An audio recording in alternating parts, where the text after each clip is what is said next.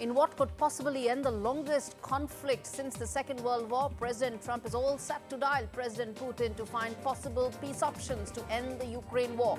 What will be the final give and take is the big question. Israel launches fresh strikes in Gaza over delay in release of 59 hostages after ceasefire talks collapse. Israel says it will now deal with Hamas with greater military might as all hopes fade over a possible ceasefire that could end fresh waves of violence. A day after Tulsi Gabbard raised concerns over persecution of minorities in Bangladesh, interim advisor Mohammad Yunus junks Gabbard's claims and slams the US spy chief, calling her comments as misleading and not based on facts.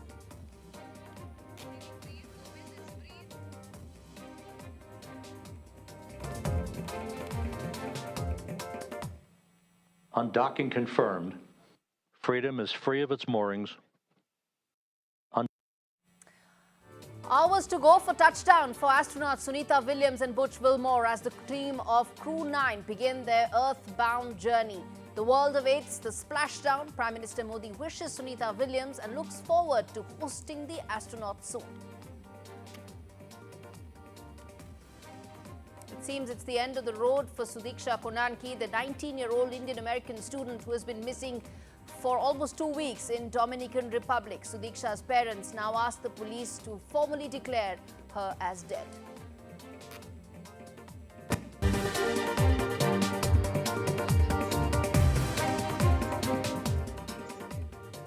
The top story on India Global today is from Bangladesh. For months, the minorities in Bangladesh, including the Hindus, have been at the receiving end of persecution. And with no end in sight and worse still, no state support to ensure timely redressal. And finally, a day after Tulsi Gabbard, the US spy chief told NDTV that the persecution is a cause of concern for her. All that Yunus's government is now focused on doing is proving Ms. Gabbard wrong. In a desperate attempt to ensure that there's no bad PR, there's no bad optics. Take the case of Chinmay Krishnadas, who's been in jail since 24th of November with no bail hearing.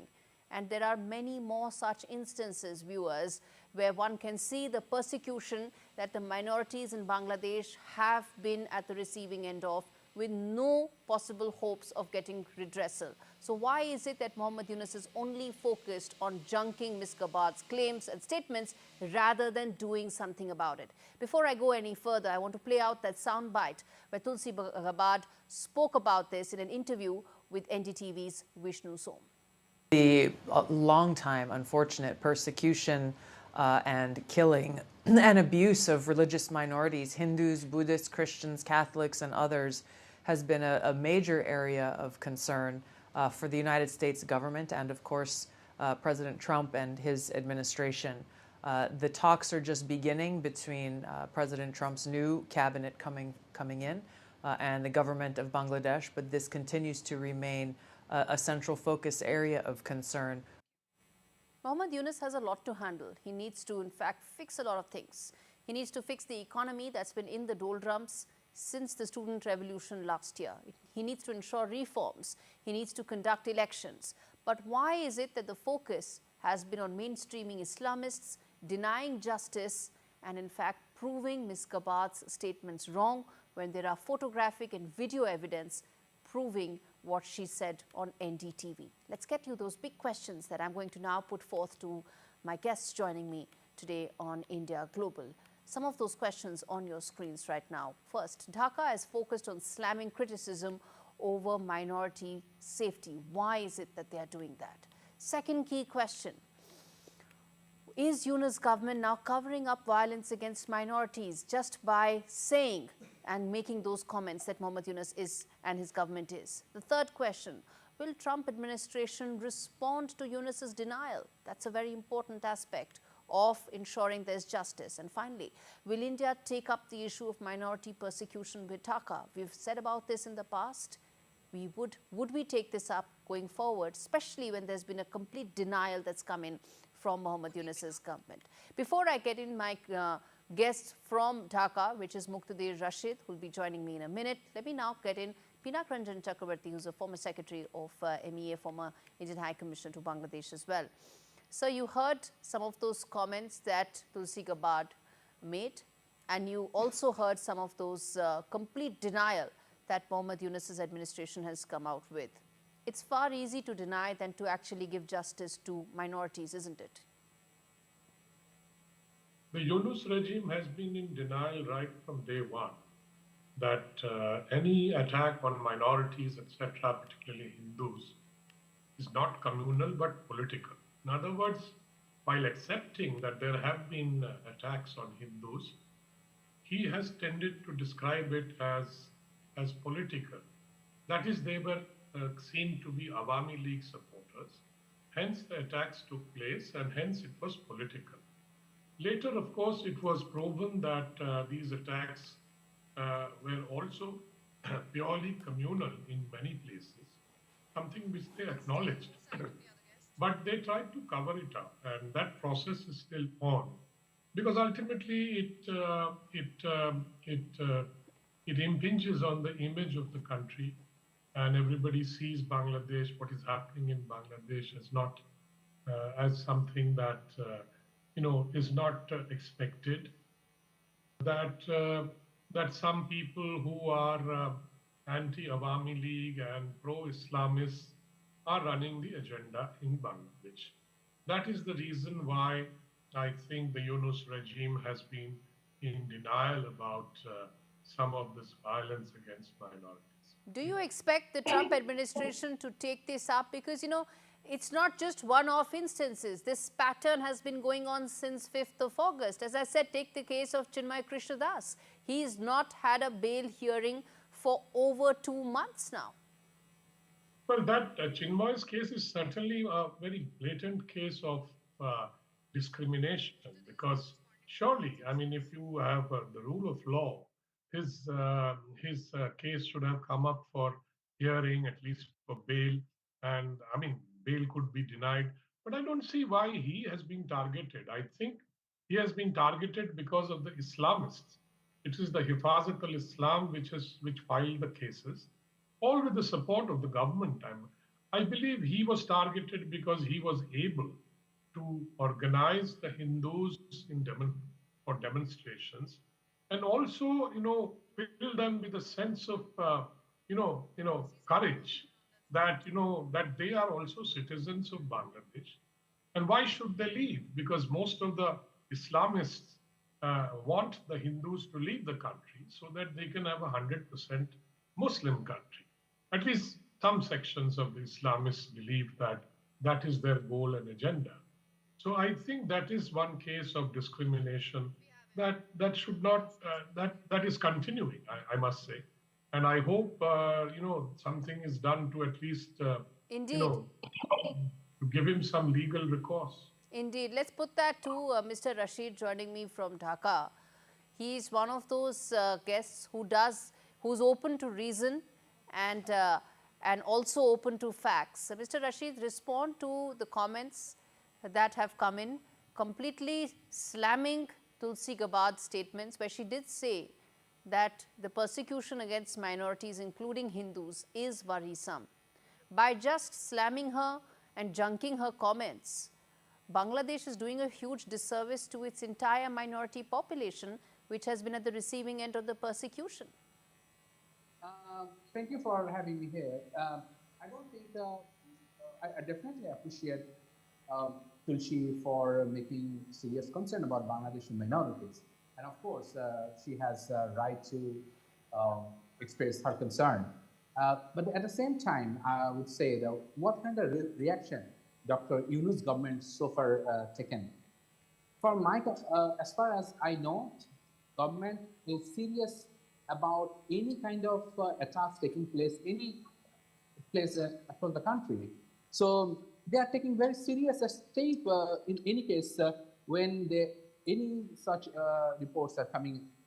But sometimes some cases are definitely exaggerated, and we are concerned about this. I think we should allow American team, if there is serious concern, they will come, they will visit, and their embassy is here. They can also send the report from Dhaka to Washington, D.C. to what kind of persecution is going on and what are really. Are you saying no persecution has happened? Do you say that? No. I never say that. I never say that. Since the very beginning, there are a number of reports are coming, and we have seen. So instead of acting on them, why junk the messenger? Why in fact accuse the messenger? Instead, you should be focused on the message and work towards fixing it. Of course, and of course we should work on it. It's not only duty of one country; it's a duty of the global community. We should come up. No, but she's talking about Bangladesh. So where is the global community here? No. If there is an issue, of course the global community has to say something. Because it's a global family nowadays. If there is something in India, of course the USA and Bangladesh will say about this. Similarly, when there is something in Bangladesh, of course you have some concern. Mr. Rashid, I'm not interrupting you, only so that you can make your point, but it doesn't seem very lucid right now. The fact is, Ms. Gabbard said in no uncertain terms that the persecution of minorities, including Hindus in Bangladesh, is a cause of concern. The response of Mohammad Yunus's government is saying, well, those are comments lack facts. You are just denying what the world has seen since 5th of August. No, it's not 5th of August. This is the mistake. It is started back in 2016 when IS sympathizers started attacking minorities. When IS sympathizers attacking Buddhists, Hindus, Christians, that point of time, there was a concern. And Mr. Chakravarti, respond to what Mr. Rashid is saying. Well, if you look at history, I think minority persecution began in 1947. And that is our history, unfortunately. When Hindus had to leave what became East Pakistan. And in 1947, I think the Hindu population in Bangladesh was around 28, 29, or I don't know, around that figure, 30% maybe. It's about less than 9% now. It is now less than 9%. The question is, why did that happen? Because, of course, the after effect of the partition.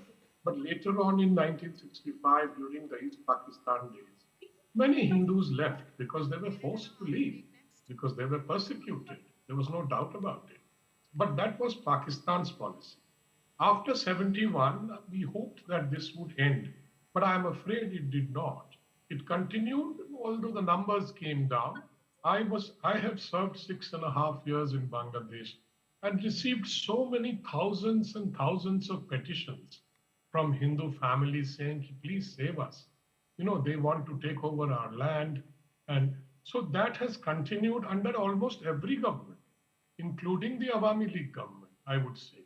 I would dare say, although it came down during that period, because the Awami League was perhaps more sensitive to the fact that the Hindus generally voted for them. And that is the reason why the Islamists are so angry with the Hindus. And that is why they want to punish them. That is a fact, cannot be denied. And that is why you are seeing this kind of persecution. Every day there are reports. Indeed. And I still get reports on my phone from people in Bangladesh saying this has happened, that has happened. And I'm afraid it cannot be hidden anymore. And it has to be recognized. It is not, absolutely. It needs to be recognized. It needs to be addressed. Some bluster, that does not happen. Absolutely, sir. It cannot be hidden behind bluster. It needs to be addressed. And that has to start by at least acknowledging that there is a problem. Thank you so much for joining me on this edition of India Global. At the end of the day, you can't just junk comments. You need to work towards those very serious cause of persecution that is taking place against minorities in Bangladesh. I'm going to slip into a very short break, come back on the other side, talk more about Sunita Williams and her earthbound journey. Their return was delayed due to multiple technical issues, but now it seems that she's back soon. We're going to get you more on that after this break.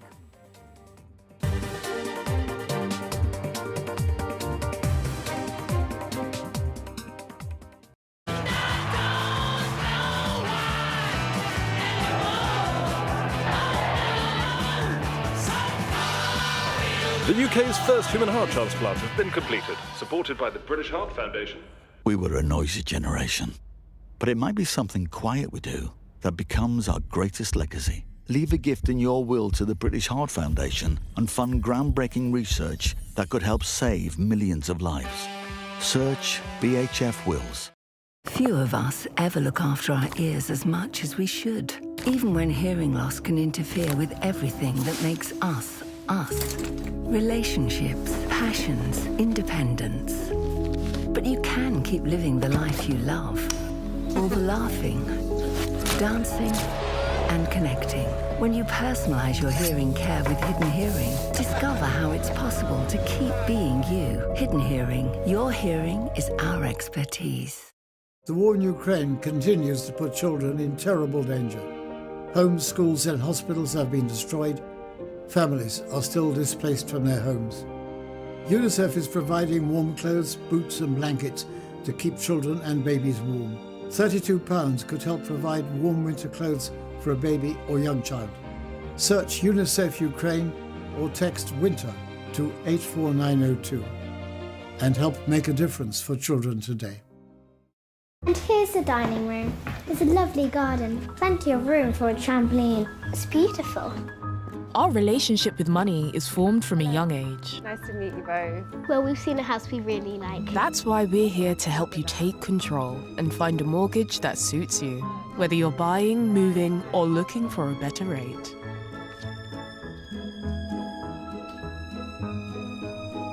Barclays. Make money work for you. In today's interconnected world, India's voice is more crucial than ever. When India speaks, the world listens. At NDTV World, we are that voice, bringing you intelligent and insightful news from India and beyond. From geopolitics and diplomacy to economic shifts, migrations, tech disruptions, and the stories of our diaspora. We cover the news that shapes our global future. NDTV World, your new home for global news, is here.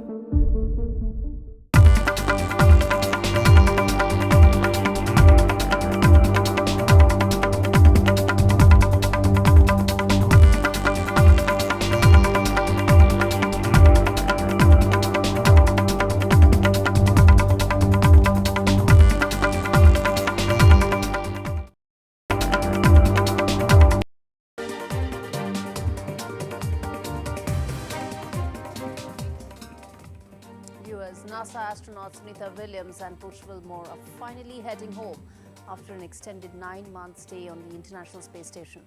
Their return was delayed due to multiple technical issues with Boeing's new Starliner crew capsule, forcing NASA to transfer them to a SpaceX capsule instead. This report tells you the entire story in detail.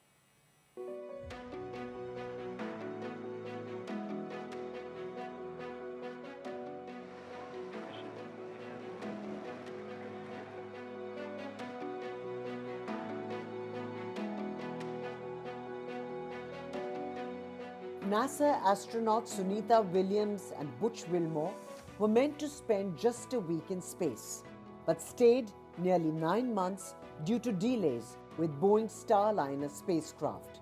Now, NASA has confirmed that a SpaceX Crew Dragon has successfully undocked from the ISS, finally bringing them home. After an extended mission, they'll soon set foot on solid ground again. NASA astronauts may be pushing human boundaries in space, but their paychecks remain firmly grounded. Unlike corporate jobs, they don't earn overtime, just a fixed salary. Sunita Williams and Butch Wilmore hold GS15 rankings, the highest in the US general pay schedule, with base salaries ranging from over $125,000 to $162,000 per year. For their extended 9-month stay, Williams and Wilmore are expected to earn an additional $93,850 to $122,000. But here's the surprising part. Former astronaut K.D. Coleman recently revealed that despite the extreme conditions of space missions, NASA's daily allowance for incidentals is just $4. That means over 287 days, they'll receive only $1,148 extra, bringing their total earnings to somewhere between $94,998 and $123,152. But after months in space, their mission will go down in history as the longest first crewed flight of any spacecraft. While their salaries may not match the risks, for astronauts like Sunita Williams and Butch Wilmore, the true reward isn't in paychecks, but it's in the journey, the discoveries, and pushing the limits of human spacecraft. With Rhythm Arcadia, Bureau Report, NDTV World. With bated breath, everybody is now waiting for the two astronauts to in fact come back. David Ariosto, who's an author and journalist, joins me to talk more about what really lies ahead in terms of their onward journey and how could it be the next couple of days for them, given that they've been in space much longer than what they intended to be. David, thank you so much for taking out the time and joining me on India Global. Let me start by asking you, there are some reports that indicate that the initial phase of them entering Earth could be a very tricky phase. Talk to us about this when they enter the Earth's atmosphere. Sure. Yes. I mean, it's anytime you kind of come out of orbit into back into Earth, it's never the simplest of things.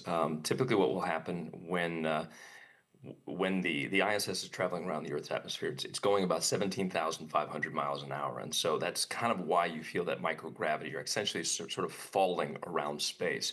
And so when the craft starts to deorbit, it's about a 17-hour process. And it will start to build up plasma. In the past, that sort of has represented a communications blackout in which, basically the radio waves in which ground control is communicating with those on board is shuttered out because you just simply can't communicate through that high heat and plasma. This is essentially a fireball in the sky that will eventually slow down. And the conical shape of the craft itself is actually meant to sort of blunt itself against the atmosphere as it slows down. Eventually, parachutes will deploy, and this thing should eventually just touch down. But there is this communications blackout period, at least that we've had in the past, where everyone's just sort of holding their breaths in terms of making sure that the mission is successful. Now, I will say that the International Space Station has been occupied since November of 2000. So in some ways, this is old hat for NASA and for those aboard the ISS. But it's never really that case when you're coming back from space. Of course. Which brings me then to ask you about the fact that when the splashdown does take place, they're coming back to gravity, something they haven't been used to for the last 9 months. How is that likely to impact them, and how much time is it likely to take them to acclimatize to gravity on Earth? Typically for missions that are in under about 20 days, the rehabilitation process is about 7 days on Earth. That said, they've been up there for roughly about 9 months now. Now, NASA has had astronauts and those aboard the ISS, certainly Russian cosmonauts, in excess of a year. So this is not something that's wholly unfamiliar. That said, the human body is just not evolved to live in space. It's an environment that's unprotected by Earth's atmosphere, and you mentioned the microgravity and sort of the havoc that plays in terms of bone density and plasma shifts within the body. The heart itself actually sort of changes shape a bit, and that heart actually works a lot less hard because of the lack of gravity. And just like any muscle, if you work it out less, then it just becomes weaker. And so when they're on Earth, astronauts will go through a rehabilitation process that involves both strength training, conditioning for hopefully to restore some of that bone density, but also cardiovascular exercises to sort of ameliorate some of the conditions of the heart. Beyond that, they'll likely have experienced some vision problems given the fluidal shifts in their cranium, and also some balance issues. So there's a sort of a battery of rehabilitation efforts that will take place. Chances are this will go on for much longer than a week, given how long they've been up there. Absolutely. But hopefully everything's okay. Indeed. And how soon do you think they could be prepared? Because an astronaut wants to go back to space, right? So that's what their longing in life is. That's what their calling is. How soon do you see them making another mission? How soon do you think their bodies, when mentally and physically, would be prepared to undertake another such mission? Well, there's a long list of astronauts that want to go and that are sort of in line to go. So I would imagine that after this type of mission, there's a few others ahead of them if they choose to return. This type of length, it would be interesting to see if they did indeed return. Okay. But you mentioned an important point, though, that astronauts are sort of a self-selected group and they want to be up there, and so that does sort of undercut some of the psychological effects of being sort of in isolation for that period of time. That said, those effects can't be mitigated or can't necessarily be discounted. So, as we sort of look to those rehabilitation efforts, the mental health aspect is certainly one to be paying attention to as well. All right, let's leave it there, David. Thanks so much for joining me on this edition of India Global. The world is waiting for Sunita Williams, and so here in India, we as well. On that note, a quick break. We come back on the other side to what could be the biggest story of the year unfolding. President Trump set to call President Putin. More on that after this break.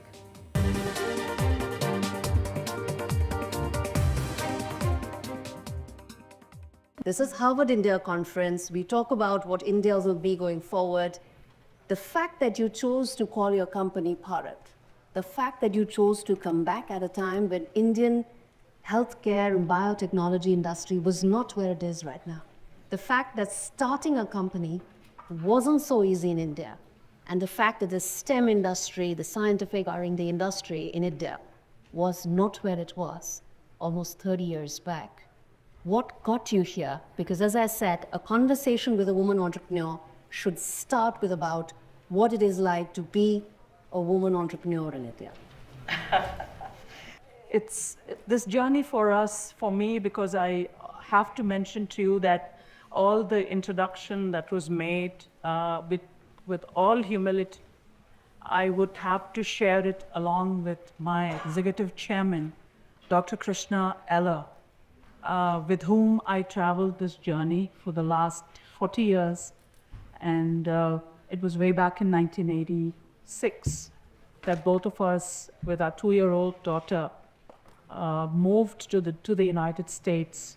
And then came a turning point, or kind of a thought process in me that I was asking Krishna this question every now and then. What do we do to India? Because we left the country in 86 and it was almost 97, 98 by then. I said, Krishna, is this why we came to the United States? Or is there a larger meaning behind this? So I said, I'm ready to go back when you are ready to follow me. So that's how it all began.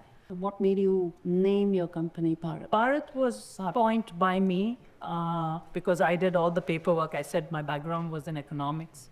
So all that helped.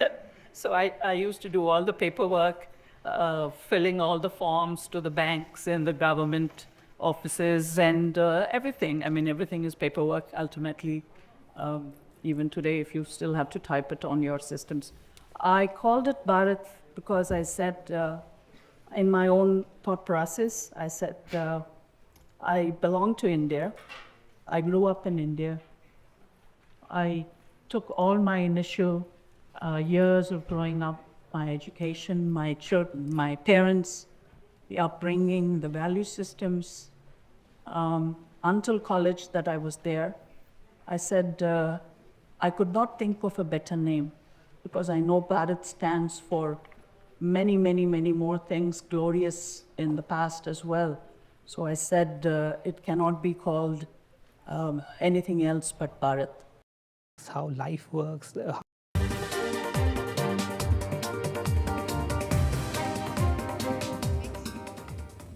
This is India Global. What could be now the next big story could be probably the biggest story of the year that could change one of the longest conflicts in the world since the Second World War. President Trump is set to now call up and speak to his Russian counterpart, President Putin, very soon to possibly find ways to end the Russia-Ukraine war that's been on since February 2022. It will be interesting to see what will be the final cost of this war in terms of the gains and losses for both Russia as well as for President Putin and, of course, for President Trump as well. Remember, all leaders, that is both the leaders, are looking to probably create some sort of good optics that they can take back to their people and, of course, make a case for how this was a great deal on the table. For President Trump, he's keen to, in fact, look at a broader bilateral relationship between America and Russia. And for that, he needs to tide over this particular war, end that, look at some way to move beyond and, of course, have a broader relationship with Russia. For President Putin, how much territory will he get to keep is going to be an important point. Will there be withdrawal of US troops from frontline bases in the Baltic regions is again an important aspect for him. Will there be an end to the intel sharing between US and Ukraine that has greatly helped Kiev in this war? Is going to be some of the aspects of this broader contours of which, of course, are yet to be finalized. At the end of the day, of course, both leaders need to be seen to be coming out as winners out of this, and that's the message that they want to send to the world. But is it temporary or is it going to be a permanent settlement is really the key question here. Okay, on your screens are some of those graphic points that really tell you what's really at stake, both for President Putin and President Trump. As I said, what matters to both of them is what is on your screens. Let's get in Nick Harper joining us live from Washington, D.C., covering what is set to be one of the biggest stories unfolding right now. Nick, always a pleasure to have you on the broadcast. This could really be potentially a call that could end the war that's been going on for over 3 years. Yeah, it certainly could do. It's interesting to look at the dynamics going into this call, hearing from Donald Trump, who seems to be quietly optimistic about how things will go, most recently posting on his social media platform, Truth Social, that he was looking very much forward to the call. He also said that many elements of a final agreement have been agreed on, but much, he said, remains. Now, he didn't exactly detail the specifics of this, but we do know from his comments over the last few days that land or territory will be discussed in this call, as will power plants. It seems going into this call that much preparatory work has been done by both sides. Really, it seems agreeing to what may be the conditions as part of this peace agreement. And it seems implicit in this that the territory that Russia has seized from Ukraine over the last 3 years will not be given back to Ukraine. Russia wants to hang on to it, and it seems, at least from Donald Trump's comments so far, that he seems to be on Russia's side in terms of that. There has been comments from Washington and from the Pentagon suggesting that Ukraine's borders will not return to where they were before this conflict began. And then there's that issue of the power plant, which is likely to be the Zaporizhia power plant. It's the largest nuclear power plant in Europe, seized by Russia back in March 2022.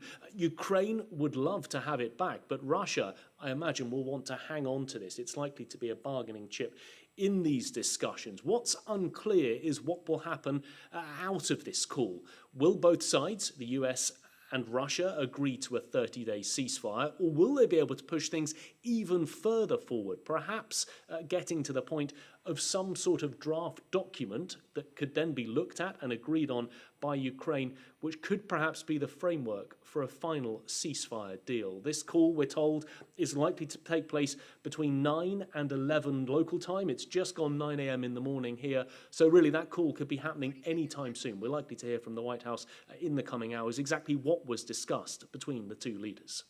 All right, Nick, let me leave it there. Of course, this call is going to really decide which way the Russia-Ukraine war goes from here. The questions that you raised are valid, and let me put that out now to Professor Andrew joining me. This is an author and professor of political science joining me from America itself, from New York, I'm told, who will talk about some of these aspects. As I said, the nuclear power plant being one aspect, it contributes about 25 or did contribute 25% to Ukraine's overall energy supplies. The fact that there is a ceasefire on the table that Putin rejected last time because he wanted a permanent settlement. The fact that there are also forward bases in the Baltic region that President Putin would like for some sort of a troop withdrawal to happen from America's side could be some of those areas that this call would touch upon. Do you expect that, Professor Andrew, or do you think this could just be early days and there could be more such steps before a final settlement happens? Well, I think we're a long way off from a final settlement, and we need to think about this, as your previous guest pointed out, and as you've mentioned, in terms of two phases, an immediate ceasefire and then a longer-term, more durable solution to this political conflict. And I'm afraid I have to tell you that I'm not optimistic about either. First of all, in terms of a ceasefire, President Putin has no incentive to agree to such a thing. The Russian military is winning on the battlefield. Yes, they have the military momentum with them, yes. Yes, very much so, not just in Kursk, but in the Donbass region more broadly. And, you know, as long as he's winning on the battlefield, he has two incentives, one of which is he doesn't want to appear to be the impediment to peace. On the other hand, he wants to drag this out as long as possible so that his forces can make as much progress as possible. And then in terms of the longer term, and this is the scary bit, the Russian Constitution claims that those 4 eastern provinces, or oblasts as they call them, are an inherent and intrinsic part of the Russian Federation. And Putin is not going to compromise on that. On the other side, President Zelensky has said he's not going to compromise on that. Those are parts of Ukraine, period, end of story. Indeed. Unfortunately, Mr. Zelensky is nowhere now in the equation anytime soon and unlikely to be. But here's what I think, and I'm going to ask you on that. One is that both these leaders have invested their political capital. So they want to be seen to be coming out as winners in this equation, right? President Trump as well.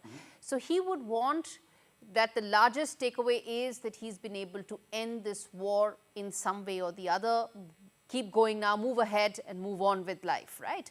So what do you think could be the best outcome for President Trump from this call?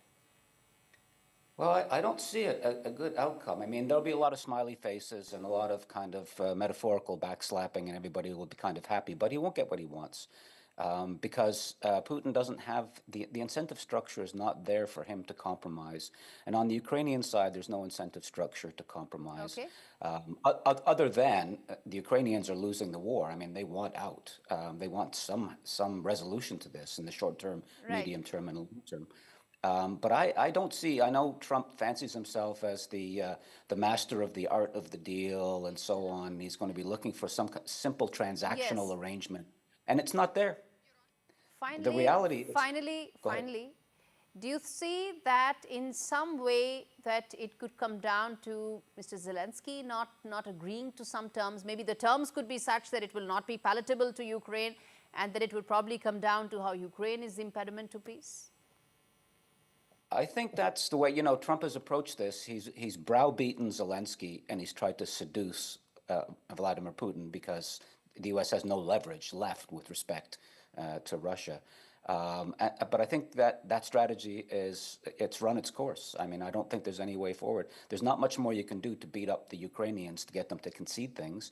And there's not much more you can do to seduce or woo President Putin on the other side.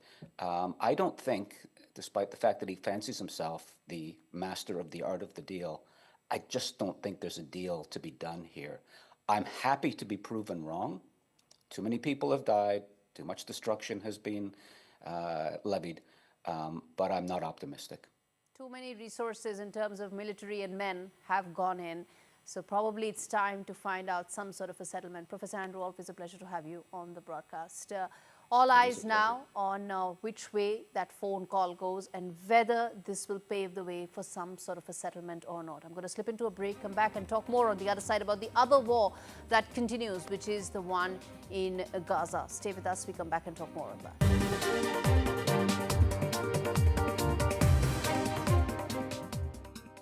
Love a good deal? Try free to play Deal or No Deal, only at Tombola. There's up to £1,000 to be won. Get that good deal feeling. Open for fun.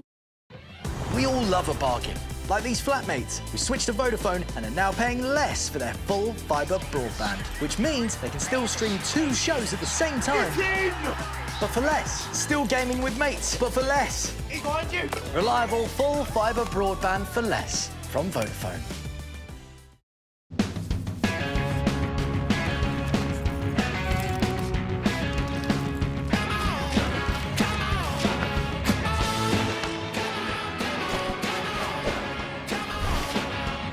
rebel in the comfort of home.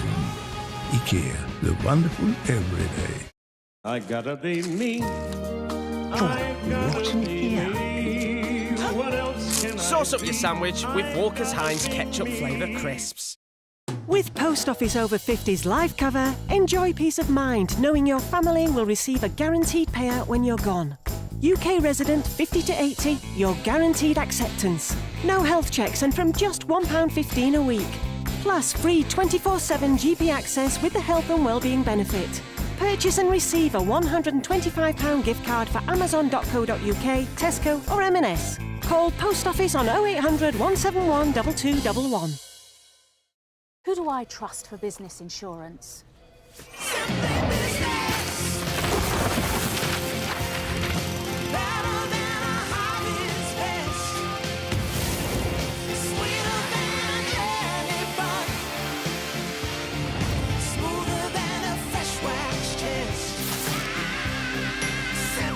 If you need business insurance, join nearly 1 million customers who trust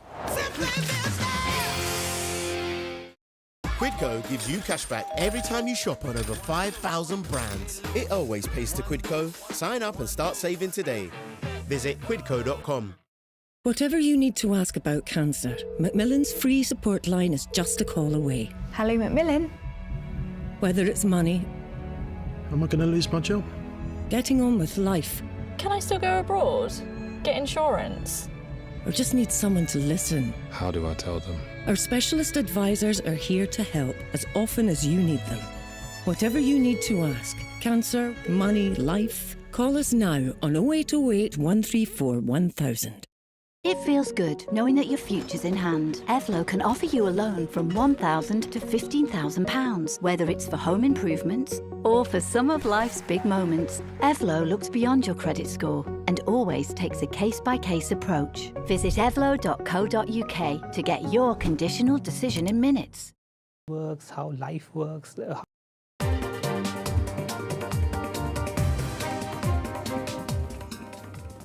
other war that continues to wage in the world, that is the one in the Middle East. And Israeli military has said that it's carrying out extensive strikes in the Gaza Strip, with some reports indicating that the death toll could be as high as 400. Those, of course, are death tolls by the Gaza Health Ministry and not independent reports. The Israeli Defense Forces have said that they are attacking what they call our terror targets that belong to Hamas. The strikes are continuing, and the IDF has issued fresh evacuation orders for many areas. Hamas says the US bears full responsibility for this in Gaza. After the White House confirmed that Israel has consulted the Trump administration before carrying out these airstrikes, this is the latest set of attacks that are taking place in the wake of Hamas still holding on to 59 hostages with no pathway for their release. There's been a breakdown of talks. What next? This report tells you in detail. Gazans woke up to a nightmare early on Tuesday as Israel started pounding the enclave with airstrikes, shattering the ceasefire deal reached on January 19th. Israeli Prime Minister Benjamin Netanyahu said that he ordered the strikes because of a lack of progress in talks to extend the ceasefire. Israel alleged that Hamas had repeatedly refused to release hostages. On the other hand, Hamas accused Israel of unilaterally overturning the nearly 2-month-long ceasefire agreement. Reports suggest that the operation is open-ended and expected to expand.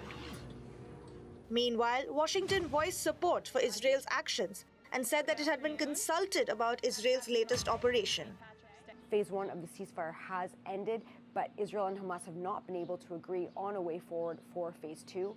Hamas wants Israel to completely withdraw from the enclave before it returns the hostages. There are nearly 60 hostages that remain in Gaza. Israel said that it wants to completely destroy Hamas's abilities and it will not withdraw until it does so. According to Gaza's health ministry, the fresh strikes have killed hundreds, many of whom women and children, and injured an equal number of people.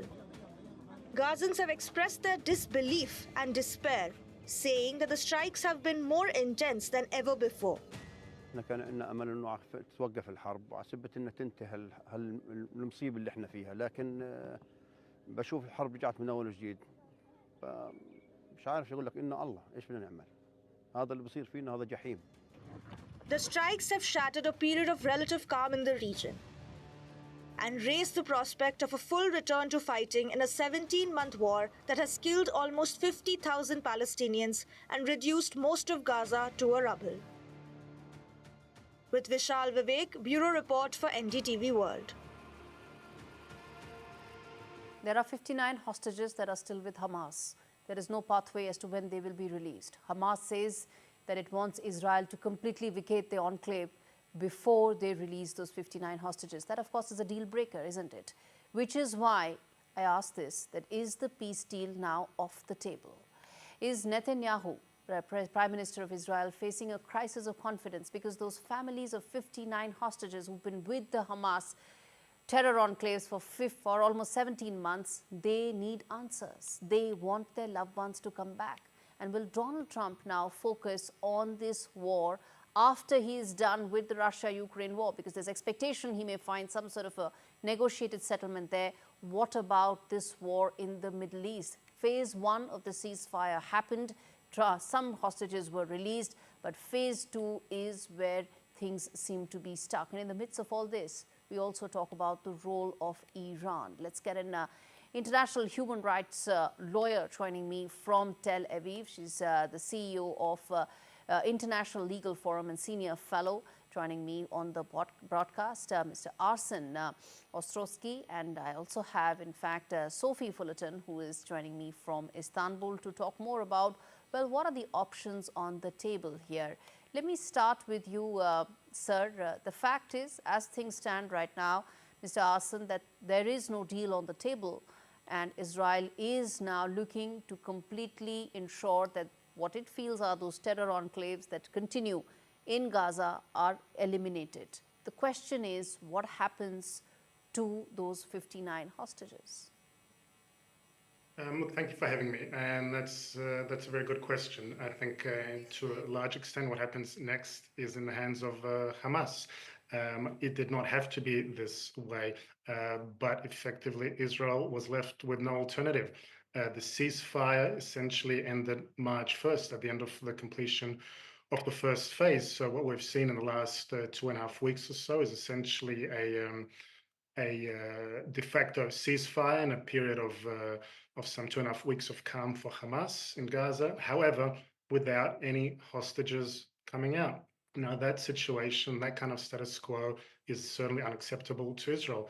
Hamas could have accepted a number of times the proposal which had been put forward by US Special Envoy Witkoff, which had included a release of half the hostages at the beginning of the renegotiated phase and half at the end, which would also include the period of Ramadan and Passover for Israelis. But Hamas repeatedly refused to, and so Israel was essentially left with no choice. So under international legal parameters, in the situation where Hamas is continuing to hold hostages and is refusing to engage in good faith negotiations, Israel had to exert military pressure, which any other sovereign nation would. At the end of the day, from Israel's perspective, this can all end tomorrow. The military operations can end. Aid can resume, provided Hamas agrees to Witkoff proposal and releases the hostages. It's that simple. Those hostages, those 59 of them, in fact, some of those visuals we can play of the families of those 59 hostages seeking release of their loved ones and, of course, protesting that the focus should be on getting those hostages back. It's a fact that Hamas is treating these 59 human beings as bargaining chips. That is what it comes down to. Sophie, what's the way out here? Do you see President Trump now investing his political capital here? Because at the end of the day, beyond ceasefires phase 1, there seems to be no progress going forward. Well, Trump touts himself as one of the most pro-Israeli presidents we've had, and he's going to continue along that line. So whatever Israel chooses to do, you should expect the U.S. to toe the line in that essence. So if Netanyahu or the administration wants to continue to do warfare on the Gazan people, you should expect this administration, the Trump administration, to continue this as well. I would also argue too with the Trump administration, they are seeing their own interests at play here. We have seen in the past, for example, that Trump has this idea of having some of the land from Gaza in U.S. control. So there's these other aspects of this conflict that are happening at play behind the scenes. The other thing I would say too is that this conflict is not going to cease until Netanyahu also chooses for it to cease on his end as well. It seems a lot of times when Netanyahu is experiencing some type of political turmoil within his own personal cabinet or within his own person, we see an onslaught of violence. So, for example, Netanyahu was facing some issues within his own... you think these are deflecting tactics? That's what you think they are? Yes. Mr. Arson, respond to that. Mr. Arson, respond to that, that maybe that's the reason why those families of those hostages are protesting, because they feel that they are being treated as just that, bargaining chips. No, I mean, look, I think to suggest that this is some kind of deflective action is quite frankly grossly offensive and really just minimizes the barbaric role of Hamas, an organization that murders, maims, rapes, tortures, starves innocent civilians, and as we saw just a few weeks ago, returns the bodies of Jewish children in coffins. So to suggest there's some kind of deflection strategy is quite frankly an outright lie and offensive from all across Israel's perspective. The country is united in terms of bringing the hostages back and making sure that there is no role for a terrorist group like Hamas to play in Gaza. That is a position that is also supported by the US and by the EU, mind you, as well, and others who deem Hamas a terrorist organization. And to that extent, there is complete consensus here in Israel. Of course, there are differences in terms of how best to achieve that, in terms of obviously the painful consequences that have to be made to help rescue the hostages. And as we've seen, Israel has been forced to release hundreds upon hundreds of convicted terrorists and murderers with blood on their hands to retrieve the bodies of even our hostages. I agree. The fact is that what Hamas is setting as a precondition for release of those 59 hostages is a deal breaker. The fact that Israel should completely exit the enclave, because the fear is that they would regroup once again. They would once again create that terror network, and there's no way that Hamas will keep its side of the bargain, which is that it will exit and it will not, of course, ensure that the terror network starts again. So, Sophie, what's the way out here? Is there a way out in this sense? I would argue again that we're seeing one power have more of an authority over another power. In this sense, we're talking about a country that is striking hospitals and schools and mosques during Ramadan. You can't ignore the fact that 400 civilians were killed last night, including children. So that should not be ignored in this sense. And we should always acknowledge the power dynamics that are at play here. Nobody's ignoring that. Nobody's ignoring that, Sophie. My report says that very clearly, but let me just clarify that those are not independent reports. I must point that out for the benefit of my viewers. These are reports and numbers that have been put forth by the Palestinian side. These are not independently verifiable statistics. Having said that, it is the month of Ramadan. It is a holy month for the practicing Muslims in that region. But the fact is that the deals that have been, the conditions that have been set in by Hamas indicate that there is no movement forward. So, Mr. Arson, explain to me that what is the way forward that Israel has decided? What's the roadmap? It can't keep coming out with these strikes day in and day out, because the government is accountable to the families of the hostages. Look, the way forward is really very simple. This can all end tomorrow if Hamas releases the hostages. It's really that simple. No, they're not doing it, right, sir? They're not doing it. I understand that they're not doing that, and therefore they cannot continue with the status quo for the last 2.5 weeks, including, by the way, during Ramadan, there was a period of quiet. Aid was going in, but no hostages were coming out. And by the way, in a couple of weeks' time, we're coming to the period of Passover, which for Jews is one of the most holiest periods of the year as well. At the end of the day, the only language it seems that Hamas understands is one of force. Now, it's unfortunate that it has to that situation, but as long as Hamas refuses to negotiate in good faith, refuses to accept the proposals that have been put forward by the United States and encouraged by allies in Europe and elsewhere, and continues to hold hostages captive, Israel is left with no alternative. No other sovereign nation in the world would stand for these circumstances. Indeed. Final 30 seconds, Sophie. Let me give you that final 30 seconds, which is that Hamas is a terror organization. How much can you really negotiate with a terror organization? And that is what it looks like when it comes to the Israeli side.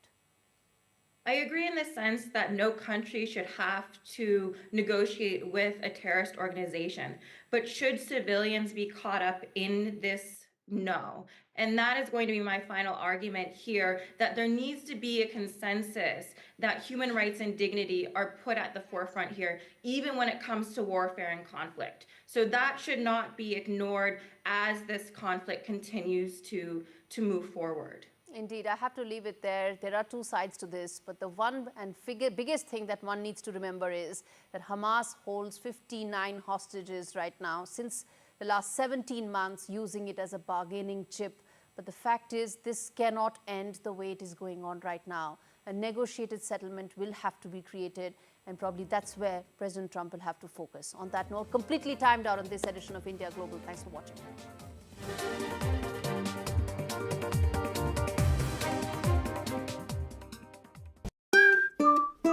What are you so happy about? I've just made a claim. We could be owed thousands. My claim group? Yeah, the cars we bought on finance, well, the lenders could have charged hidden commissions. It's dead simple to claim. Hey, I had 2 cars before we met. Go to My Claim Group. You could be owed thousands in hidden commissions from cars you bought on finance since 2007, even if you can't remember the details. Done. Simple, eh? Go to My Claim Group now. Claims made simple.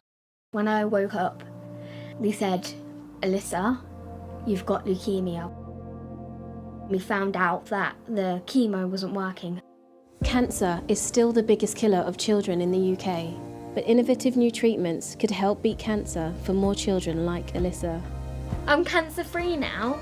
Text, call or search to give £3 a month and help build a new children's cancer centre at Great Ormond Street Hospital. So together we can save more lives. Now I'm retired, I can spend more time with my grandson. I'm proud of him and want to help any way I can. Which reminds me. Welcome to British Seniors, the UK's #1 rated provider of over 50s life insurance. Hi, I'd like a quick quote. No problem. We're proud to offer our seniors lifetime guarantee. With 100% of claims having been paid, we guarantee your premiums will never go up and that you'll speak to one of our specialists in the UK. Well, that's good to know. UK residents aged 50 to 80 are guaranteed to be accepted. Depending on your age, your loved ones can get a cash payout up to £10,000. And that money can help with my funeral costs or even be used as a gift. I'll do it. Plus, when you sign up, you'll receive a £135 gift card and free 24/7 GP advice and health services. Thanks, Mum, for everything. Be proud to protect your loved ones with British Seniors. To get a free quote today, call our UK team on 0800 158 552 or visit britishseniors.co.uk. Our first year as a family flew by. And now, I want to make sure he'll be financially protected for all his birthdays to come. That's why I'm calling Smart Insurance. Hi, how can I help? Hi, I'd like a quick quote for family life insurance. OK, you can choose a benefit amount up to £750,000 depending on your age. That's great. If you're a UK resident aged 18 to 64, you can apply with just a few health and lifestyle questions. For £250,000 of cover, the price starts at just £14.77 a month. That's less than I thought. And could help my wife pay off the mortgage. And with our Smart Family Guarantee, you'll have peace of mind. That's good to know. You'll also receive a 100% advance in the event of terminal illness and 10% cashback on your first year's premiums. That's the Smart Cashback. Plus, you get your choice of a £125 gift card. Protect the life you've built the smart way. To get a free quote today, call our specialist UK team on 0808 141 5855 or visit smartinsurance.co.uk. Taste the vinegar zing. Enjoy the barbecue tang. Get new Doritos and Minecraft movie flavors while you can.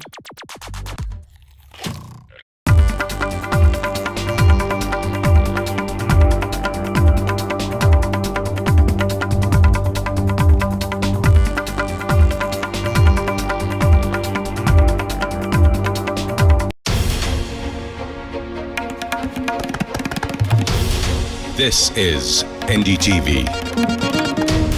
And you're watching NDTV 24/7.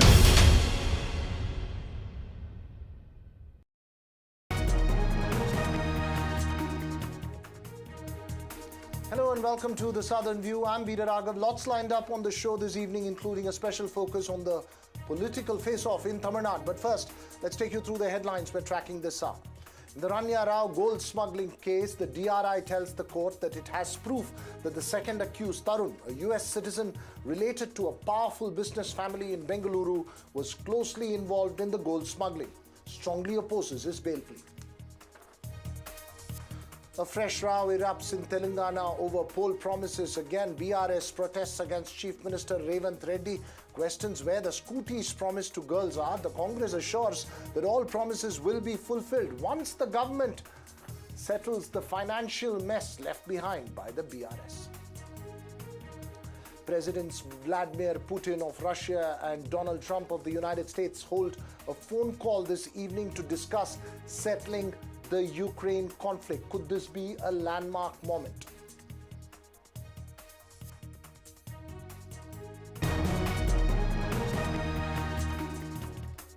Well, first up this evening, a quick update on that Rania Rao gold smuggling case. The DRI today told the court that it had evidence from Ranya's gadgets and mobile phones to prove the involvement of the second accused in the case, Tarun, who's related to a powerful business family in Bengaluru and is a US citizen.